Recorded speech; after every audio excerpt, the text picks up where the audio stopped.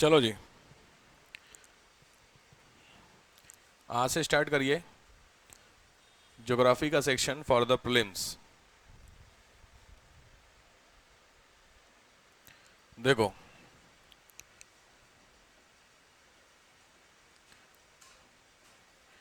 Geography for the prelims दो section है। Geography के अगर मैं सेक्शन की बात करता हूँ प्रीलिम्स के लिए, ठीक है, तो एक होता है world geography and another one is Indian geography. इसमें से जो वर्ल्ड ज्योग्राफी है इसके 4 से 5 क्वेश्चन, और इंडियन ज्योग्राफी है इसके करीब 10 से 15 क्वेश्चन। ठीक है, आते ही हैं। सेक्टर इसकी बात करता हूँ तो इम्पोर्टेंट सेक्टर में क्लाइमेटोलॉजी, जलवायु विज्ञान, और दूसरा फिर आता है फिजिकल ज्योग्राफी। ठीक है, इंडियन में कुछ नहीं है, इंडियन में सब, क्योंकि इंडियन में ऐसे सेक्शन कर दूंगा दिक्कत हो जाएगी। जब इंडियन ज्योग्राफी खत्म हो जाएगी तो मैं बता दूंगा कि कौन से इंपॉर्टेंट सेक्टर हैं। ठीक है, सब आते हैं बेसिकली। ठीक है, सबका मतलब होता है इंडियन ज्योग्राफी को 2 पार्ट में डालते हैं। पहला होता है physical geography and other one is human geography. ठीक है, फिजिकल ज्योग्राफी का मतलब होता है इंडिया का नेचर वाइज सारी चीज़ें। ठीक है, नेचुरल चीज़ें, प्राकृतिक चीज़ें। ह्यूमन ज्योग्राफी का मतलब होता है सेंसस, जनगणना, और कुछ पोर्शन आता है सेटलमेंट। सेटलमेंट जो वाला सेक्शन होता है, ध्यान से नोट करते चलिए। सेटलमेंट का मतलब होता है बेसिकली अर्बन ज्योग्राफी। ठीक है, अर्बन ज्योग्राफी, इसको बोलते हैं नगर भूगोल, नगर का भूगोल, अर्बन ज्योग्राफी। ठीक है, ये सेक्टर होता है मोटा मोटा।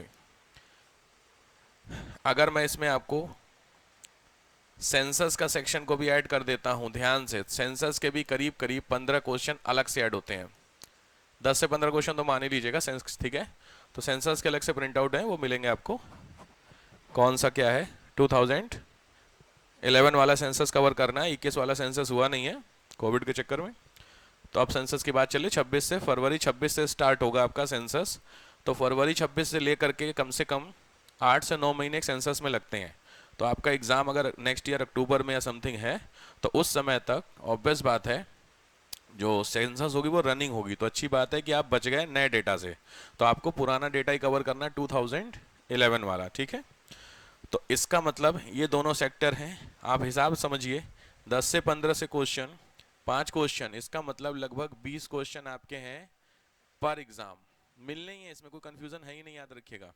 20 क्वेश्चन है। अगर आप पीसीएस की बात करते हैं तो पीसीएस में 150 क्वेश्चन में से 20 क्वेश्चन,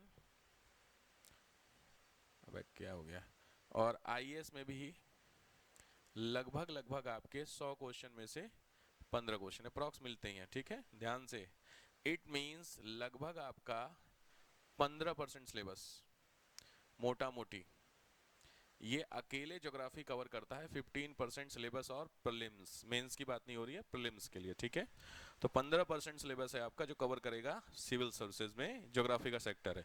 तो इसको बहुत हल्के में मत लीजिएगा, मैं बार बार कह रहा हूँ। 3 सेक्टर होते हैं, एक होता है आपका हिस्ट्री, एक होता है आपका ज्योग्राफी, एक होता है आपका पॉलिटी,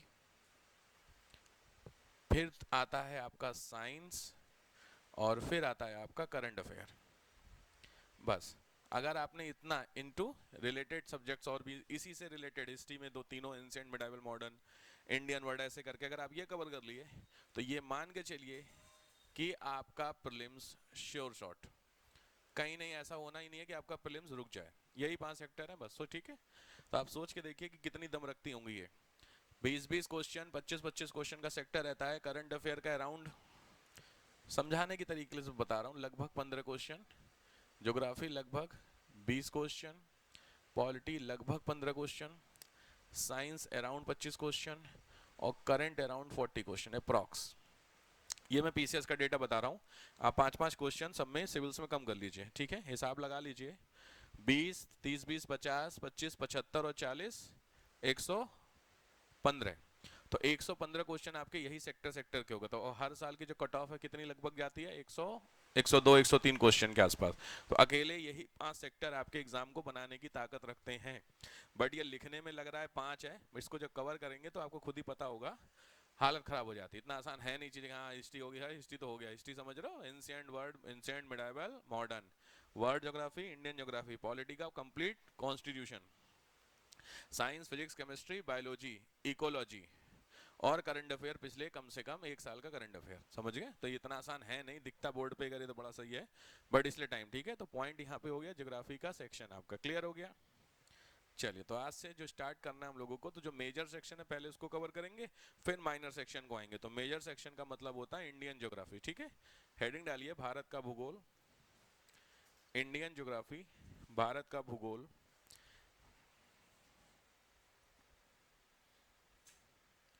देखिए, अगर आपको भूगोल पढ़ना है तो सबसे पहला जो काम करना होगा वो होती है एटलस। सब लोग लाए भी होंगे, पुराने लोगों को हो सकता है बातें पता हो।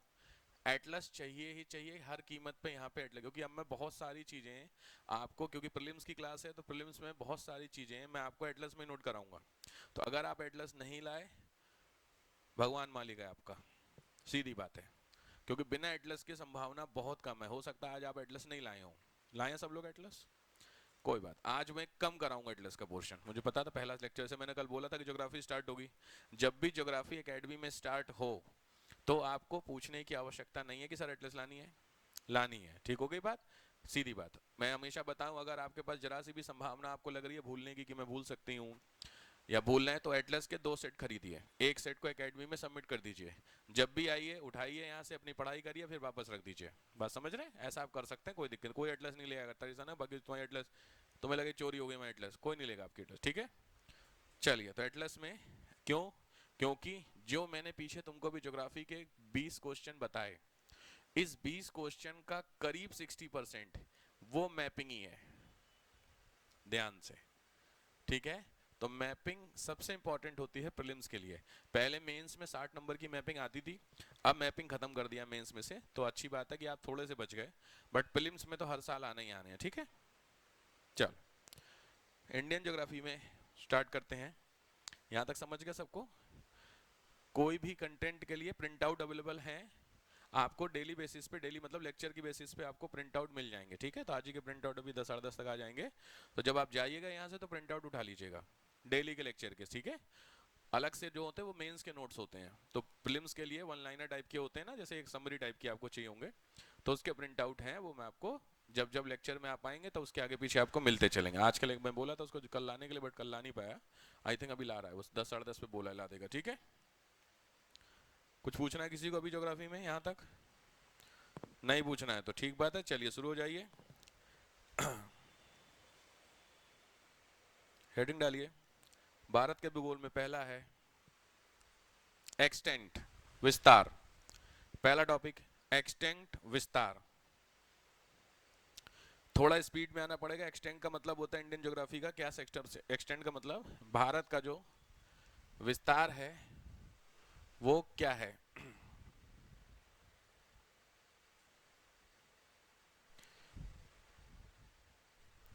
इंडिया का जो एक्सटेंट है कहां से कहां तक है, ध्यान से, इंपॉर्टेंट सेक्टर है। थोड़ा सा स्पीड में नोट्स बनाएंगे, तो मैंने बोला ना खाली एकेडमी के ही आप नोट्स अगर मतलब यहीं पे आप कवर कर लेते हैं चीजों को लेकर के, तो काफी एरिया आपका कवर हो जाएगा। चलो, एक्सटेंड का मतलब होता है, सामने आप मैप देख रहे हैं, इंडिया कहाँ से शुरू है कहाँ खत्म है, बॉर्डर कंट्री कितने होते हैं।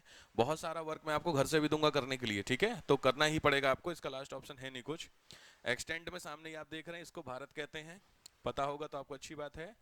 इंडिया में सबसे पहले चीजों को समझ लीजिए, क्वेश्चन कहाँ से पुटअप होते हैं, ध्यान से देखो। सबसे इंपॉर्टेंट है सेक्टर आपका ये जो इंडिया है, ये देखो यहां से आप देख रहे होगे, ये ओशन है लिखा हुआ, अरेबियन सी, यहाँ लिखा हुआ बे ऑफ बंगाल, बंगाल की खाड़ी। तो यहाँ से जो आप सेक्टर मोटा मोटी देख रहे हो भारत का, लगभग लगभग ये यहाँ तक, ये बांग्लादेश का देखो यहाँ लिखा हुआ बांग्लादेश, ठीक है। तो ये हिस्सा कहलाता है भारत का कोस्टल, तटीय क्षेत्र। और ये जो हिस्सा है जमीन जमीन वाला, ये कहलाता है आपका टेरिटोरियल, ठीक है, जमीन। टेरिटोरियल और कोस्टल ये दो अलग अलग चीजें होती हैं इस पॉइंट पे, पहली चीज।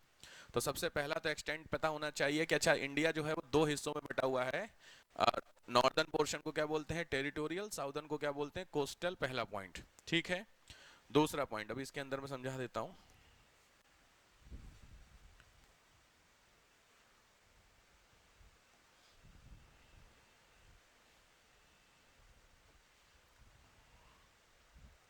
देखो ये सामने आप जो मैप देख रहे हो ये वर्ल्ड मैप होता है, सबको पता होगा, ऑब्वियस बात है। वर्ल्ड मैप में कितने कॉन्टिनेंट है, वर्ल्ड में मतलब कितने कॉन्टिनेंट हैं? हाँ, 7 कॉन्टिनेंट है। देखो ध्यान से, ये सामने आपके कॉन्टिनेंट है, दिस इज कॉमन है, हर चीज को पता होगा। North America, south America, Europe, Africa, Asia and Australia. ध्यान रखना, Australia is not a continent, Australia is a country. Australia, New Zealand और साथ में जो फुटकर फुटकर वाले आप देख रहे हो, ये सारी चीजों को जब आप जोड़ लेंगे तो ये हिस्सा कहलाता है ओसनिया। OSOCEINIA, Oceania. तो ये आपका क्या होता है, कॉन्टिनेंट होता है। जनरल लैंग्वेज में इसी को ऑस्ट्रेलिया बोल देते हैं, ठीक है। तो ऑस्ट्रेलिया अपने आप में क्या नहीं है, कॉन्टिनेंट नहीं है। हाँ, चूंकि ऑस्ट्रेलिया इस पूरे हिस्से में सबसे बड़ा है, इसलिए जैसे आपने सुना होगा भारत को क्या बोलते हैं, इंडियन सब कॉन्टिनेंट, वर्ड सुना है। तो भारत कॉन्टिनेंट थोड़ी है। सब कॉन्टिनेंट का मतलब साइज के हिसाब से, तो इसका मतलब कॉन्टिनेंट की वैल्यू तो नहीं मिलेगी ना उसको, बट चूंकि एरिया बड़ा है इसलिए उसको बोलते हैं, ठीक है, पहली चीज। अब इसमें ये क्लियर हो गया। अब इसमें दूसरी चीज, दूसरी चीज है इसमें, ये वाला जो सेक्टर आप देख रहे हैं अप्रोक्सीमेट, आप ऐसे ऐसे काट लीजिए, ऐसे ऐसे। ये जो हिस्सा आपने देखा, ये हिस्सा क्या कहलाता है आपका, एशिया। क्लियर हो गया, ये हिस्सा, इधर वाला हिस्सा क्या कहलाएगा, एशिया। अब क्लियर हो गया सबको, समझते चला, मैं स्पीड में चल रहा हूं। एशिया समझ गया कहां पर है, ठीक।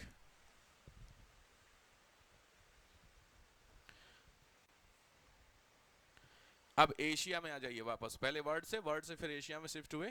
तो एशिया का जो मैप है आपका, देखो वही वाला जो हिस्सा इधर वाला निकला हुआ हिस्सा है, ये हिस्सा तुम्हारा कहलाता है एशिया। ये एशियन कंट्री आपको सारे यहां पे दिए हुए हैं, ध्यान से,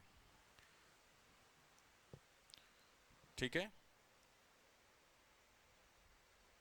इन एशियन कंट्री में ये आपका क्या है, भारत, चाइना, ये मेजर कंट्री है। ध्यान से, मैं समझाना ये चाह रहा हूं आपको कि अगर आप एशिया को लगभग बीच में से ऐसे डिवाइड करिए, इस हिस्से को साथ में देखिए, ठीक है, डिवाइड करिए, तो ये जो पोर्शन होता है ये होता है तुम्हारा क्या, ईस्ट, ये होता है नॉर्थ और वेस्ट। ये चीज समझ गए। तो ये वाला जो हिस्सा है ये क्या कहलाएगा तुम्हारा, साउथ ईस्ट एशिया कहलाएगा। ऊपर वाला नॉर्थ वेस्ट कहलाएगा। ऊपर वाले में बहुत ज्यादा इंपॉर्टेंट है नहीं क्योंकि कंट्री नहीं है, भाई नॉर्थ ईस्ट कहलाएगा। ये हिस्सा क्या कहलाएगा, नॉर्थ वेस्ट, और ये क्या कहलाएगा तुम्हारा, साउथ वेस्ट। ये ध्यान समझना, क्योंकि जब क्वेश्चन उठते हैं तो साउथ ईस्ट एशिया के कौन कौन से, निम्न में से कौन से कंट्री शामिल नहीं है। बात समझ में आ गया। तो जो पहला काम है, तो सब कौन से शामिल नहीं है, तो लॉजिक बात है, ये वाला जो हिस्सा होगा इस हिस्से में आपको साउथ ईस्ट एशिया है। कंट्री के नाम पढ़ने की कोशिश करिए तो Myanmar, Laos, Thailand, Cambodia, Vietnam, Brunei, Malaysia, Singapore, Indonesia, ये नाम है। तो लॉजिक हुआ कि ये शामिल है, तो चाइना का कुछ पोर्शन होगा, कुछ नहीं होगा। मंगोलिया ऊपर की साइड होगा, तो सीधी बात है नॉर्थ और ईस्ट के बीच होगा। पॉइंट समझ रहे हो। तो जो पहला वर्क है, नोट कीजिए, पहला काम, पहला homework, distribution of Asian countries. मैंने बोला ना होमवर्क तगड़ा दूंगा मैं आपको, हफ्ते भर का काम होगा ये, अगले हफ्ते लेक्चर होगा ना अब इसका। डिस्ट्रीब्यूशन ऑफ एशियन कंट्रीज, समझ गए। एशियन कंट्री का डिस्ट्रीब्यूशन करना है अकॉर्डिंग टू डायरेक्शन, समझ गए। साउथ ईस्ट एशिया में कौन कौन शामिल है, दक्षिण पूर्व में, उत्तर पूर्व में, नॉर्थ पूर्व में, फला फला, क्लियर हो गया। With their capital, with their capital. Asian country की कैपिटल और अफ्रीकन कंट्री की कैपिटल हर साल पूछता है, बाकी की नहीं पूछता है जनरली, बट एशिया और अफ्रीका की पूछता है। तो एशिया की मैंने बताऊंगा और अफ्रीका की आपको लिखवाऊंगा, बाकी नहीं, ठीक है। तो क्लियर हो गया। तो ये हिस्सा आपका नॉर्थ ईस्ट, साउथ ईस्ट अपने हिसाब से समझ लेना कौन सा क्या है, क्लियर हो गया, ठीक। सॉरी। अब इस एक्सटेंट में अगर आप इंडिया को देखने की कोशिश करोगे तो यहां पे देखो आपको दिख रहा है, ये है भारत। इस भारत का सेक्टर लगभग में बीचों बीच में, अगर मैं इंडिया लगभग अप्रोक्सीमेट मैप का बीच वाला ये हिस्सा आएगा। तो इस हिस्से में भारत जो है, दो चीजें, इंडिया जो है ये वर्ल्ड में कहां है और एशिया में कहां है और किस हेमिस्फीयर में पड़ता है, यही आपको समझना होता है। हेमिस्फीयर का मतलब होता है गोलार्ध। भारत किस गोलार्ध में पड़ता है, ये आपका वर्ल्ड है, ग्लोब है, ये हिस्सा कहलाता है नॉर्दर्न हेमिस्फीयर, ये कहलाता है साउदर्न। अगर आप ऐसे बांट लेंगे तो ये हिस्सा इधर वाला जो सेक्टर है, ये सेक्टर ये क्या कहलाएगा, ईस्टर्न हेमिस्फीयर, ये हिस्सा क्या कहलाएगा, वेस्टर्न हेमिस्फीयर। ये मेरी बात समझ गए हो? पक्का ये चीज समझ गए सब लोग, क्योंकि क्वेश्चन पूछेगा इस पे। आप ध्यान से ये मैप इसको यहीं खुले रहने दो। वर्ल्ड मैप मैं आपको साथ ही में दिखाता हूं, दोनों मैप आगे पीछे देखिए। ये है वर्ल्ड का मैप, ठीक है। अब इस वर्ल्ड मैप में सबसे पहले बताइए, इंडिया दिख गया, तो ये आपके सामने ग्लोब है। इस ग्लोब को अगर मैं बांटूंगा, डिवाइड करूंगा, तो एक हिस्सा 20 से ये होगा, एक हिस्सा 20 से ये होगा। तो जो हिस्सा, तो इंडिया की लोकेशन कहां है, कहां पर, साउथ ईस्ट में। भाई सिंपल है, ये जो आप लाइन दिख रही है, ये वाली लाइन, ये लाइन आपकी बीचों बीच से जा रही है, दिख गई। इसको लिखा हुआ है प्राइम मेरिडियन, ये भी बताऊंगा अभी आपको प्राइम मेरिडियन। ये वाली जो लाइन है यहाँ पे लिखा हुआ है इक्वेटर, तो ये वाली लाइन है बीच से, और ये वाली लाइन है तुम्हारी ऐसे। तो लॉजिक बात है, इंडिया इस लाइन के ऊपर है और इस लाइन के इधर है। कुछ कुछ आगे समझ में। तो इंडिया का अगर हेमिस्फीयर की हम लोग बात करेंगे तो ये हिस्सा क्या कहलाया, नॉर्थ। आराम से फिर मैं आपको समझा रहा हूं, ध्यान से, ये तीनों समझ गए। मैं एक्चुअली इसमें ना बताना चाह रहा हूं, देखो ध्यान से। इस वाले मैप में एक चीज नोटिस करो, ये वाली लाइन है और ये वाली जो लाइन आप देख रहे हैं, ये वाली लाइन इंडिया को टच नहीं है, इंडिया खत्म है यहां पर। ये वाली लाइन होती है इक्वेटर, इक्वेटर इंडिया को टच नहीं कर रही है, तो इक्वेटर ऊपर हो गया, ये हिस्सा ऐसे हो गया। तो लॉजिक है, इस सेक्टर के ऊपर है भारत, तो अगर उस सेक्टर के बाहर है, इसका मतलब उधर वाला हिस्सा क्या है, नॉर्थ, उधर वाला क्या है, ईस्ट। नॉर्थ ईस्ट के ऊपर पड़ा कि नहीं पड़ा। इट मींस अगर मैं वर्ल्ड की बात करता हूं तो वर्ल्ड में भारत की लोकेशन है नॉर्थ ईस्ट एशिया। पहला, रुक जाइए, नोट नहीं। दूसरा, एशिया की अगर नोट, अब एशिया में अगर बात करेंगे तो एशिया में कहां होगा, एशिया में आप लगभग यहां से करेंगे, ये आपका एशिया का बीच निकलेगा। तो ऑब्वियस बात है, प्रॉपर एक्सटेंट अवेलेबल नहीं है। क्यों नहीं है, क्योंकि देखो इंडिया की लोकेशन आप चेक करोगे तो यहां से बीच हो गया, ये मैप आपके सामने एशिया का, तो इसको 20 से करोगे तो यहां से 20 से और लगभग 20 से निकलेगा कि नहीं, 20 से निकलेगा। इसलिए इसको जनरल वे में डालते हैं साउथ एशिया में, दक्षिण में। और हेमिस्फीयर में किस में डालोगे इसको, हेमिस्फीयर कौन सा हो गया भाई, नॉर्दर्न। मतलब सीधी बात है, ये हिस्सा हो गया उधर वाला ईस्ट वाला, ये हिस्सा क्या हो गया, नॉर्दर्न वाला। तो लॉजिकली अगर केवल हेमिस्फीयर में डालना होगा तो डिपेंड करेगा, वैसे नॉर्मली देखेंगे तो ईस्ट में पड़ा और वैसे देखेंगे तो नॉर्थ में पड़ा। मेरी बात समझ गई, ये चीज समझ में आ गई है। नॉर्थ और ईस्ट का मतलब है इस हिस्से के ऊपर है तो इसलिए मैंने नॉर्थ में डाला है, इस लाइन के उधर है इसलिए मैंने ईस्ट में डाला है। क्लियर हो गया चीजें। तो ये इंडिया की एक्सटेंट होता है वर्ल्ड में। क्लियर, नोट करिए, तुरंत नोट करिए।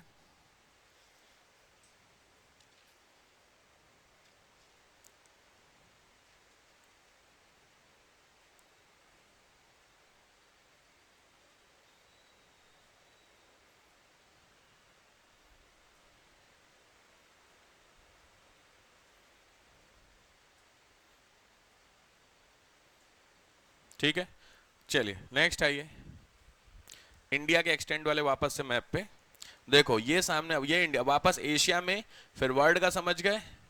अब इसको समझते हैं।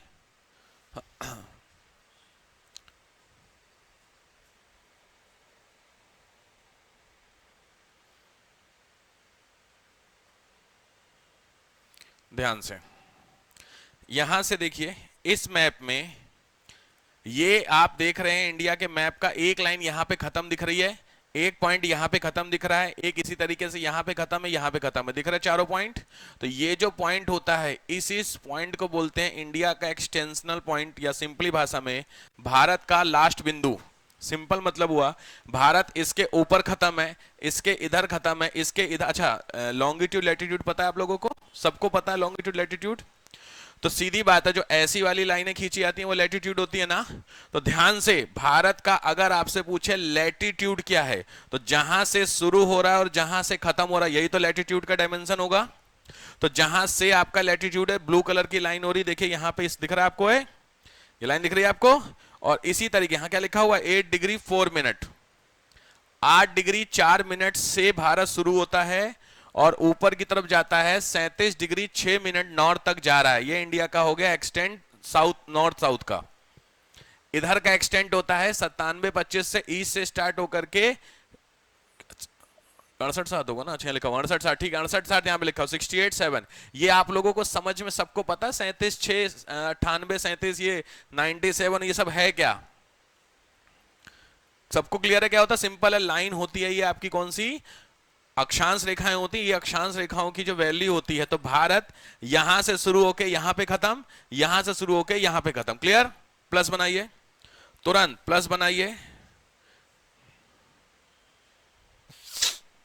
एक प्लस बना लीजिए। प्लस में ठीक है 8 डिग्री 4 मिनट 97-25 37-6 और 68-7। ध्यान से, ये इंडिया के 4 पॉइंट, ये इंडिया के 4 पॉइंट होते हैं। क्लियर हो गया? जो भारत का तो एक्सटेंशन इंडिया का, इसमें स्पीड लग रहा है तो समझाने में टाइम लगेगा, बाकी फटाफट होगा आपका। ठीक है, तो ये इंडिया का एक्सटेंशन है, यहां से यहां भारत इसके बीच में सामने खत्म है। ठीक है, ठीक है। अब दूसरा वर्क लिखिएगा होमवर्क में, सेकंड पॉइंट, नोट करने इन चारों जगहों के नाम। चारों कोई ना कोई प्लेस होंगी भाई, लॉजिक है कहीं ना कहीं पे, तुरंत चारों प्लेसेस के नाम। नेक्स्ट आइए वापस से वर्ल्ड मैप में, नोटिस कीजिए एक चीज, बंद कीजिए वापस से देखिए, ये वर्ल्ड मैप है। इस वर्ल्ड मैप में एक चीज नोटिस करो, देखो इस वर्ल्ड मैप में यहां पे आपको 3 लाइनें दिख रही होंगी। This is called tropic of cancer, ये है ट्रॉपिक ऑफ कैप्रिकॉर्न,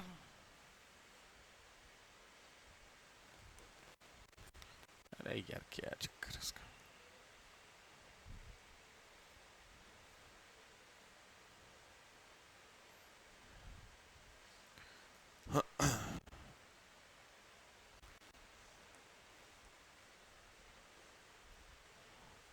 देखो फिर समझ लो, देखो ये हिस्सा तुम्हारा लिखा हुआ है ट्रॉपिक ऑफ कैंसर, ये लाइन है इक्वेटर, और ये कहलाती है ट्रॉपिक ऑफ कैप्रिकॉर्न, कर्क रेखा, मकर रेखा, विषुवत रेखा। ये है भारत। बहुत ध्यान से चीजों को नोटिस कर लो। ये आपको एक लाइन दिख रही है जाते हुए, एक लाइन ये है, एक लाइन आपकी यहां से जा रही है, और एक लाइन आपकी यहां से जा रही है, ए लाइक दिस। 3 लाइनें आपको गई। इसमें से ऑब्वियस बात है इंडिया जो दिख रहा है वो ये वाली जो लाइन है ट्रॉपिक ऑफ कैंसर, यहां से निकल रही है। इसके नीचे आपकी कौन सी है, इक्वेटर, और यहां के नीचे कौन, ट्रॉपिक ऑफ कैप्रिकॉर्न। तो इन दोनों को भारत टच नहीं करता है। जब इन दोनों को इंडिया टच नहीं करता है तो केवल इसी को तो टच करता होगा। ये लाइन भारत से निकल रही है ना, तो जब ये लाइन भारत से निकल रही है इसका मतलब अगर इंडिया की मैं बात करूंगा तो इंडिया के स्टेट से होकर के निकलती होगी मैपिंग में। समझ गए बात? इंडिया के मैप से। तो जहां पे आप तुरंत गए, यहां पे देखिए, इस मैप में देखिए, यहां लिखा हुआ है ट्रॉपिक ऑफ कैंसर, ये dot dot dot dot dot आपको दिख रहा है। तो डॉट में देखो ये जो येलो कलर के आपको मैप हैं, यही मैप होते हैं जहां से इंडिया की ट्रॉपिक ऑफ कैंसर निकलती है। क्लियर हो गया? Next question, tropic of cancer states, कर्क रेखा से गुजरने वाले राज्य, कर्क रेखा गुजरने वाले राज्य, तो ट्रॉपिक ऑफ कैंसर से स्टेट निकलते हैं, उनकी कहानी घर से करना। ठीक है, चलो next point, 7th in the world, 7th in the world, दुनिया में 7वें नंबर पर है एरिया में। 7th in the world, 7th in the world, दुनिया में कितना, 7वें नंबर पर है भारत। तो लॉजिक बात है, इसके पहले के 6 विद देयर एरिया, नोट कीजिए। अब आपकी पढ़ाई शुरू है भाई, हो गई आवारागर्दी, जितना घूमना घामना तक मैंने बोला था ना पिछली बार भी कि छुट्टी उट्टी अब सब खत्म है। तो 7 country with their cap area, Bharat 7वें नंबर पर है, इसका मतलब इंडिया से बड़े 6 और होंगे। सबसे बड़ा कौन सा है? हाँ, तो लॉजिक है, पहला तो पता, 5वें पे कौन सा है भाई? समझ में आ रहा है चीजों को लेकर के? तो ये इंपॉर्टेंट हो जाता है क्योंकि पहला सबको पता है, दूसरा तीसरा चौथे में अटकोगे। तो top 5 top 6 with their area, point two point याद करिएगा, ये करना पड़ेगा आपको। चलो नेक्स्ट आओ। Next, border, Indian border, Bharat के बॉर्डर की बात करते हैं, ये है भारत, ध्यान से समझो, यहां से है आपका लॉजिक है सी, तो इंडिया का बॉर्डर, एक बॉर्डर ये हिस्सा कहलाएगा, दूसरा बॉर्डर ये हिस्सा कहलाएगा। तो इंडिया के दो बॉर्डर होते हैं 15,200 किलोमीटर और 75,16 किलोमीटर। ध्यान से, ये हिस्सा है टेरिटोरियल बॉर्डर, ये हिस्सा है कोस्टल बॉर्डर। मतलब जमीन जमीन भारत कितनी लंबी है, कोस्टल आपका 7516 है, ठीक है। तो आप इसको जब जोड़ देंगे टोटल, तो यहां से अब डिपेंड करेगा क्वेश्चन, भारत के टोटल बॉर्डर अगर पूछता है तो टोटल बॉर्डर का मतलब होता है ये बॉर्डर प्लस ये बॉर्डर, और अगर केवल नॉर्मल बॉर्डर पूछता है तो डिपेंड करता है कौन सा बॉर्डर होता है, एक होता है ये वाला, एक होता है आपका ये वाला। ठीक हो गया, 15,200 से लैटिट्यूड एक्सटेंशन हो गया, टोटल टॉपिक ऑफ कैंसर की स्टेट्स हो गई, ध्यान से चारों पॉइंट हो गई। देखो जो मैं बोल रहा हूं ना, ये सारी चीजें आ रखी हैं, इसलिए मेरे मुंह से जो निकलता चल रहा है एग्जाम में मैं पढ़ता चल रहा हूं, ये सब चीजें हो चुकी हैं, ठीक है। अगर कुछ छूट रहा होगा तो मुझे बता देना सर ये रह गया। इंडिया के चारों पॉइंट हो गए, एरिया भारत का, एरिया इंडिया का 3287263 3287263 square kilometre. Tropic of cancer कहां से निकलती है, ये भी हो गया आपका।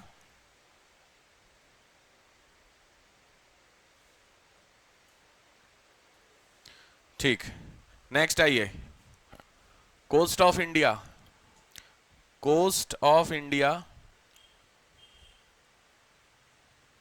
भारत के तट, इंडिया का भी फिजिकल पोर्शन में अलग है। इंडिया के कोस्ट कौन कौन से होते हैं, ध्यान से, मैंने अभी आपको हिस्सा बताया कि वो हिस्सा आपका नीचे वाला हिस्सा होता है, ध्यान से, यहां से आपके कोस्ट होकर के यहां तक आपके कोस्ट गए, ठीक है। ये कोस्ट के नाम है, ये क्या है आपके कोस्ट के नाम है, बहुत ध्यान से। ये हिस्सा देखो यहां लिखा, ये कोस्ट अच्छा लिखा तो है, ये हो गया तुम्हारा क्या लिखा है कच्छ, ये क्या लिखा है काठियावाड़, कोंकण, मालाबार, बीच में यहां पे एक हिस्से में और ऐड कर लीजिएगा, ये है आपका कन्नड़, कन्नड़ कोस्ट। ध्यान से नोट कीजिएगा इसको स्पीड में। इधर चले आएंगे तो ये हिस्सा है उत्कल, ये हिस्सा है नॉर्दर्न सरकार, ये हिस्सा है कोरोमंडल। नोट कर लीजिए, इसके पॉइंट मैं ऐड करा देता हूं। पॉइंट का मतलब ये है आपका, ये हिस्सा है आपका गुजरात का, ये भी हिस्सा है आपका गुजरात का, कोंकण वाला हिस्सा है महाराष्ट्र का, ये है आपका कर्नाटक का, और ये हिस्सा है आपका केरला का। इधर आएंगे उत्कल प्लेन, ये है आपका उड़ीसा का, नॉर्दर्न सरकार का पोर्शन उड़ीसा प्लस आंध्रा का, उड़ीसा का प्लस आंध्रा का, और ये पूरा हिस्सा कहलाता है आंध्रा का प्लस तमिलनाडु का। इसमें अगर आपसे एग्जाम के पॉइंट से पूछे तो सबसे इंपॉर्टेंट है कोरोमंडल और मालाबार, अगर एग्जाम के पॉइंट ऑफ व्यू से पूछता है स्पीड में। ये हिस्सा हो गया, ये हिस्सा आपका कोरोमंडल, ये हिस्सा हो गया आपका मालाबार केरल का।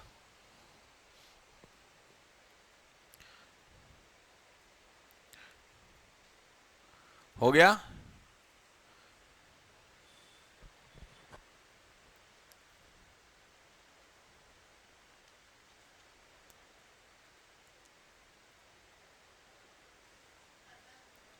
हाँ करें।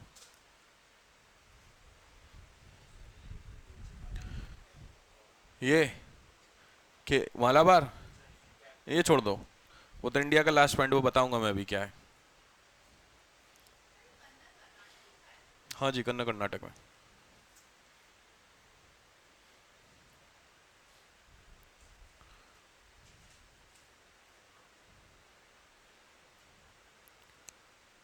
हो गया, हो गया भाई, चल हेडिंग डालिए।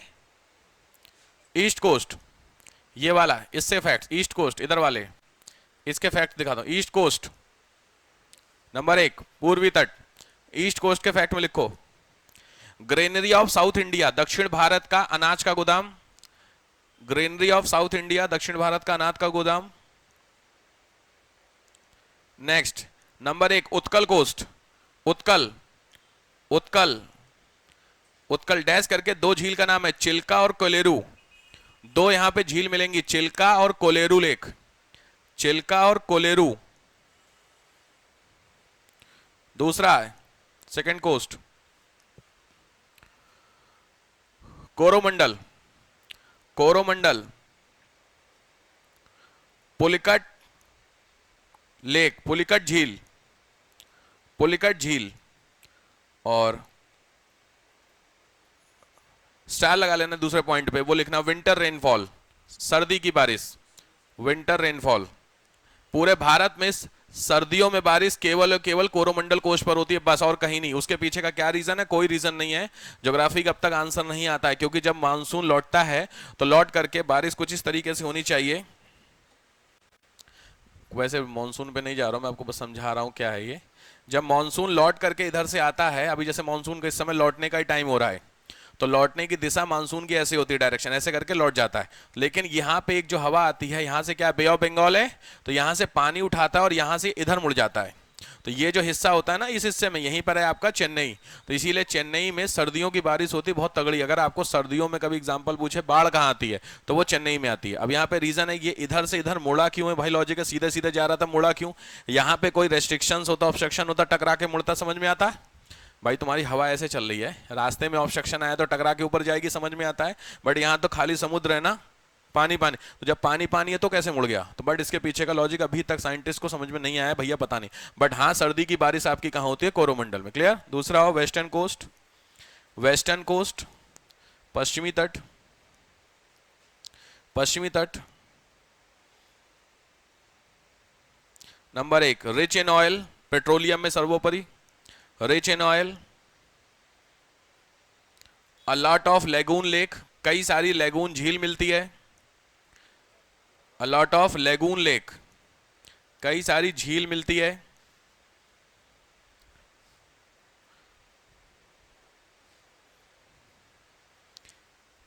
A lot of gulf also, a lot of gulf also, कई सारी खाड़ियां मिलती हैं। गल्फ ऑफ ऑल्सो, यहां से ध्यान से गल्फ की बात छिड़ी है, तुरंत गल्फ का एक मैप में बता दे रहा हूं, करना आपको ही है। गल्फ के मैप में देखो, ये है भारत,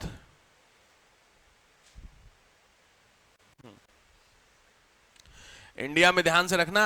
ये गुजरात का जो पोर्शन ऊपर वाला कच्छ होता है, नीचे वाला खंबात होता है। तो ये वाला जो हिस्सा हो रहा है, इस हिस्से को बोलते हैं कच्छ की खाड़ी, इस हिस्से को बोलते हैं खंबात। बहुत कंफ्यूजन होता है बच्चों को कि इसका क्या है, बैक बे। ध्यान से नाम में ये सब मैप करने, गल्फ ऑफ करना आपको ही है, बट मैं बता रहा हूं ऊपर वाला कच्छ है, नीचे वाला खंबात है।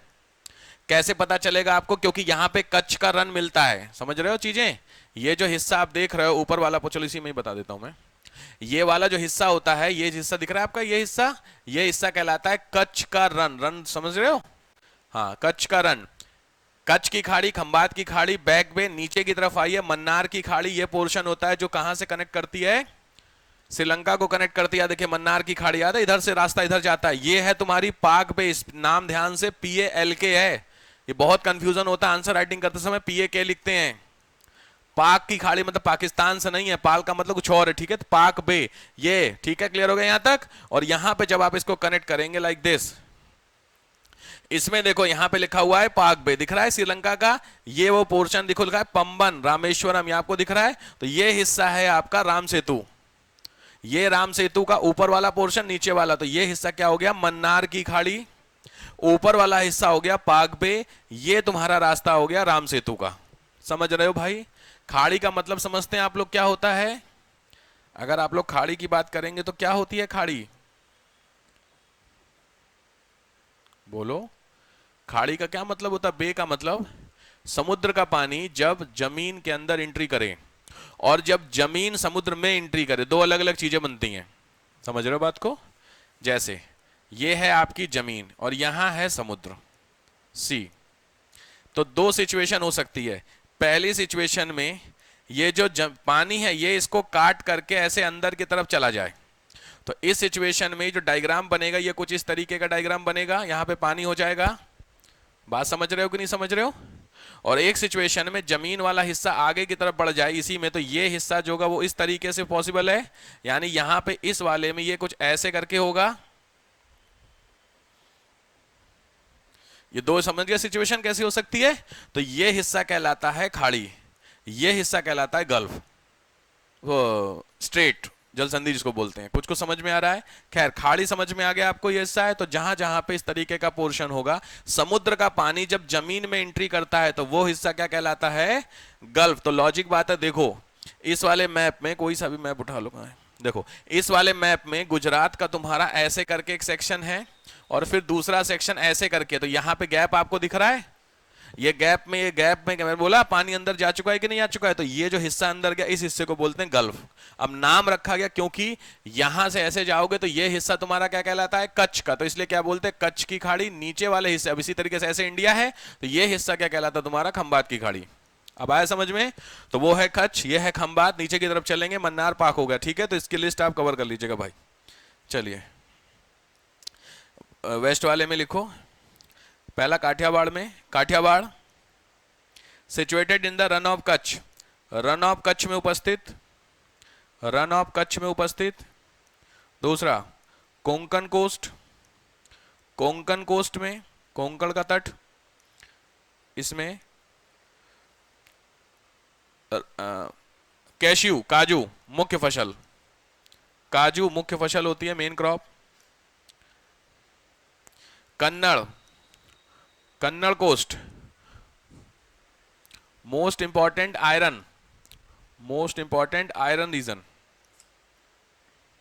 सबसे इंपॉर्टेंट है आयरन, आयरन लोहे के लिए।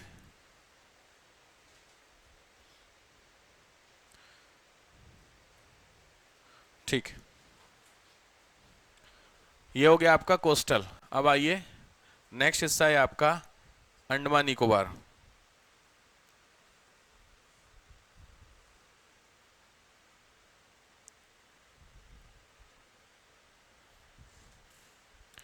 प्रीलिम्स के लिए बहुत क्वेश्चन बनते हैं अंडमान निकोबार के, करना आप ही को, बस मैं बता रहा हूं करना क्या है इसमें। देखो ये अंडमान निकोबार का पोर्शन है, ध्यान से। पहली चीज है अंडमान निकोबार की सिचुएशन सबको पता है, भारत के कहां से कहां तक है ना। देखो यहां पे ये भी सब जानो यार, यही तो समस्या है। इंडिया का मैप, इंडिया के मैप में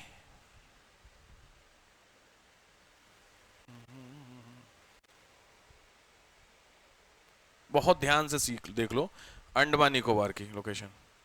वो जो आपने क्वेश्चन पूछा था उसका भी जवाब आपको मिल जाएगा। देखो ये है इंडिया, इस इंडिया में देखो यहां पे जो लास्ट पॉइंट है, ये लास्ट पॉइंट भारत की जमीन का लास्ट पॉइंट है कन्याकुमारी, केप कोमरिन जो पीछे था कन्याकुमारी। लेकिन भारत का लास्ट पॉइंट आपसे पूछेगा तो यहां पे आप देख रहे हैं अंडमान निकोबार आइलैंड। अगर आप पैरेलल लेके चलो तो देखो ये पैरेलल यहां से निकलती है लाइन, तो लॉजिक इसका मतलब इंडिया यहां पे खत्म होना चाहिए था, बट ऐसा है नहीं, इंडिया का नीचे वाले हिस्से में भी गया हुआ है। ठीक है, तो ध्यान से भारत का साउदर्न मोस्ट पॉइंट पूछेगा तो वो यहां पर एक पॉइंट है, इसका नाम है इंदिरा पॉइंट। सबको पता होगा इंदिरा पॉइंट है, जो डूब गया था सुनामी में, उसके बाद से फिर थोड़ा सा नॉर्मल हुआ, पानी हटा तो आ गया वापस। ठीक है, तो ये है तुम्हारा सबसे नीचे सबसे। तो भारत का सबसे लास्ट पॉइंट अगर आपसे पूछ रहा है तो डिपेंड करेगा क्वेश्चन पे, कोस्टल पूछ रहा, टेरिटोरियल पूछ रहा है या कॉमन पूछ रहा है। अगर कॉमन पूछ रहा है, जब एक्सप्लेन नहीं किया गया, तो वो इंदिरा पॉइंट ही पूछ रहा है। स्पेशलाइज्ड पूछेगा तो क्या बोलेगा? Territorial boundary last. फर्क समझ में आ गया? तो ये कन्याकुमारी, ये हो गया इंदिरा पॉइंट। ठीक है, अब इंदिरा पॉइंट का मतलब अंडमान के मैप में वापस आओ। ये सामने आप देखो मैप है अंडमान निकोबार, तो अंडमान निकोबार की सिचुएशन देख रहे हो कहां पर है? एक चीज समझ लो, अंडमान जो निकोबार है ये पार्ट है हिमालय का। तो क्या बात कर रहे हैं सर? हिमालय का, हिमालय की लोकेशन अगर आप चेक करेंगे तो हिमालय ऐसे है, यहां से कट लगाता है, उसके बाद ऐसे है, ये है हिमालय। ठीक है, दो कट देता है हिमालय, एक कट यहां पर, एक कट वो आगे जानोगे। तो ये दो कट के नीचे, तो जब ये यहां पर है तो यही हिस्सा नीचे की तरफ आया हुआ था। ठीक है, ये हुआ कुछ इस तरीके से कि ये वाला जो पोर्शन है, इस पोर्शन में जो समुद्र था उसका लेवल ऊपर की तरफ उठा। तो जो हिमालय जमीन पे था, लॉजिक बात है, समझो, सबसे पहले ये जमीन है, ये माउंटेन है, अब यहां पर ये पानी है। अब लॉजिकली पानी का लेवल उठेगा तो लॉजिकली ये पूरा अगर ऊपर निकल जाएगा तो ये डूब जाएगा कि नहीं डूब जाएगा? तो ये वाला हिस्सा डूब गया और पानी ऊपर निकल आया, इसीलिए ये कट गया। अब आपको गेस करना है, मैं कैसे बता सकता हूं कि ये हिमालय है। अगर आपको गेस करना है, मैं कह रहा हूं ये भी हिमालय का हिस्सा और ये भी हिमालय का हिस्सा है, तो सिंपल है, यहां की रॉक और यहां की रॉक को स्टडी कर लो। अगर दोनों के रॉक के स्ट्रक्चर सिमिलर होंगे तो मैं मान सकता हूं इस बात को। तो आंसर ऐसा है कि आंसर 100% इस हिस्से में मिलने वाली चट्टाने और इस हिस्से में मिलने वाली चट्टाने एग्जैक्ट सिमिलर हैं। तो इसका मतलब जब दोनों समान है, इसका मतलब सीधी भाषा में काम समझ में आ गया। तो ये किसका पार्ट है? इसका हिस्सा है। खैर वापस, तो अंडमान निकोबार को जब आप ढंग से पढ़ेंगे तो इसमें ध्यान से देख लो। सबसे पहले north Andaman, middle Andaman, lower Andaman, little Andaman. ध्यान से, अंडमान के 4 हिस्से, इसी तरीके से ये बीच वाला पोर्शन होता है, ये कहलाता है अंडमान, ये होता है निकोबार। बीच में अलग है Car Nicobar, Nancowry island, great Nicobar, little Nicobar, Katchal island, Teressa छोड़ दीजिए, बढ़िया है। ये सारे आइलैंड से अवेलेबल हैं, ये करने हैं मैपिंग आपको, मैं नहीं कराऊंगा, सब बहुत टाइम लगेगा अगर मैपिंग कराऊंगा। ये समझ गए? तो ये आपकी मैपिंग होती है। अब यहाँ पे क्वेश्चन है, सबसे पहली मैप आपको कवर करना है, क्या चीज? अंडमान और निकोबार का एक मैप कवर करेंगे। मैप का मतलब होता है ये वही, यही वाला मैप कवर करिएगा, ठीक हो गया? चलिए दूसरा आइए,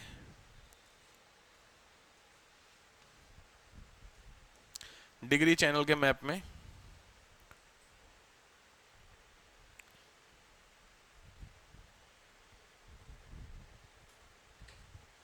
ध्यान से। तो पहला तो आपको हो गया अंडमान निकोबार। बहुत ध्यान से एक चीज समझ लीजिए, ये जो आप अंडमान निकोबार का मैप नोटिस कर रहे हैं, इस मैप में देखो यहां पर आपको बस खाली 10 डिग्री चैनल ले रहा है यार, ये हट दो गई। ध्यान से, हाँ इस मैप में 10 डिग्री दिया है, 10 डिग्री 9 डिग्री, हाँ ठीक है। एक चीज समझ लो पहले, फिर मैं तुमको बता रहा हूं को करना क्या है। देखो ये है इंडिया का मैप, बहुत ध्यान से देखना, ये मैप है। इधर साइड में अंडमान निकोबार होगा, कुछ इस तरीके से होंगे, और इधर साइड में क्या होंगे? लक्षद्वीप होंगे। मेरी बात समझ रहे हो? अभी पीछे मैंने तुमको एक मैप बताया, जिस मैप में बताया कि इंडिया जो है वो 0 डिग्री के ऊपर है। पीछे याद आया? बोला था ना 0 डिग्री टच नहीं करता, तो 0 से ऊपर भारत है। बहुत ध्यान से समझ जाओ। तो 0 के ऊपर चलोगे, 1 2 3 4 5 ऐसे चल रहा है। मैंने इंडिया का सबसे इंपॉर्टेंट पॉइंट यहां पे बताया था 8 डिग्री 4 मिनट, कुछ याद आ रहा पीछे? अक्षांश वाला 4, ध्यान से। तो ये 8 डिग्री, 0 1 2 3 4 8 डिग्री तक पहुंचेगा। तो जब 8 पर पहुंचा, इसका मतलब है ये 8 वाली लाइन ऐसे जा रही होगी। अब जब 8 वाली लाइन ऐसे जा रही होगी, तो अब इस मैप में वापस आ जाओ, तो इस मैप में देखो कई जगहों पे लिखा हुआ 8 डिग्री 9 डिग्री 10 डिग्री दिख रहा है। तो 8 9 10 का मतलब है, समझो, ये जो 8 डिग्री की लाइन जा रही है, इस लाइन के ऊपर कुछ होगा, नीचे कुछ होगा, क्योंकि अंडमान मैंने पीछे बताया था, नॉर्थ अंडमान साउथ अंडमान ऐसे करके पिछले मैप में। इसी तरीके से एक यहां पे 9 डिग्री का चैनल जाता है, इसी तरीके से 10 डिग्री का चैनल जाता है। समझ गए? तो 10 डिग्री 9 डिग्री 8 डिग्री चैनल का मतलब समझ गया, जो दो हिस्से को क्या करता है? सेपरेट करता है। क्लियर हो गया? तो ये तुम्हारे दोनों हिस्से हो गए जहां पे सेपरेशन किया जा रहा है। क्लियर हुआ? क्या हो गया भाई?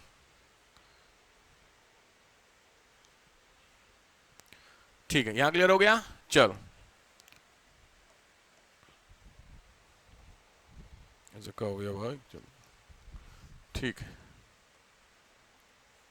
बस चलना हो रही।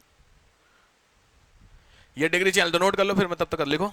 It's 6 degree 7 degree 8 degree 9 degree 10 degree Deccan passage, Duncan passage, DUNCAN, Duncan passage, ये नाम ही है डिग्री चैनल को, डंकन पैसेज। इस हिस्से को आपको क्या करना था? नोट करना था। नोट का मतलब है आपको गूगल करना है